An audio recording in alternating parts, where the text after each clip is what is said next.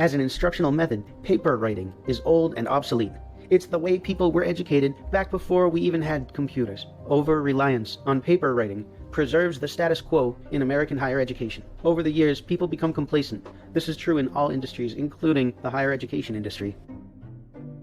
Over-reliance on paper writing in American higher education gives native English speakers an unfair advantage. If you say everyone should write their own papers, you're like one of those intolerant white nationalists who get scared of immigration. We live in a globalizing world now, and a lot of linguistically diverse people need degrees, just like the rest of us. It's nice for you if you grew up speaking English, so it's easy for you to write papers. But for some people who learned English as a second language, it's very difficult to write papers, and it takes a long time, and they're already working a lot of hours, just like you do. So in the digital age, having perfect English grammar is not as important as it used to be. Writing papers is not as relevant as it used to be. The overuse of paper writing is an instructional method that perpetuates the hegemony of native English speakers in an increasingly diverse American workforce. A resourceful English learner might decide to even the playing field by using a paper writing service.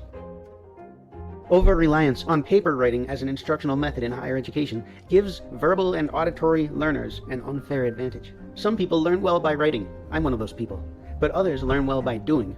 Hands-on kinesthetic learners. It's also called haptic learning. And then other people are visual learners. Through over-reliance on paper writing as a curriculum requirement, American higher education unfairly gives the advantage to the verbal and auditory learners like me. But the people with all the power feel fine about this. The investor class needs to limit the number of working class people who can complete degrees and elevate themselves. So there's no incentive for the people with influence in our society to do anything to change this problem in higher education. If you're taking an online class, a lot of the time that you spend writing papers has nothing to do with your field of study. Academic writing is all about learning how to use APA-style citations and format. It's useless. Using APA style is meticulous, tedious work that must be done just for its own sake and without any application to real-world professional practice. There is a whole book written about how to use APA format correctly. I bet you have had a professor who's a real stickler for correct APA. Of course you did. We all did, because nitpicking a degree candidate's APA is an easy way for a professor to give the obligatory criticism without investing any real thought or energy, without giving any kind of substantial,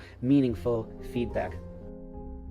Did you ever ask yourself why paper writing is used so much more than other instructional methods? Even now that technology has made new possibilities available, still we use paper writing the same as we did 100 years ago. Well, asking someone to write a paper is a strange way to teach them something, but it's a great way to make the student do all the work while minimizing the work and expense for the business. And when I say business, I'm talking about the school that is selling the degree that the consumer needs.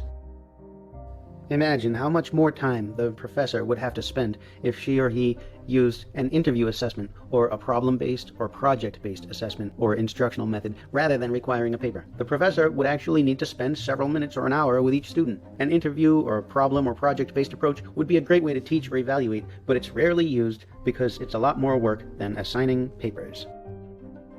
Paper writing services are not unethical because American higher education is already screwed up and it already involves way too much paper writing.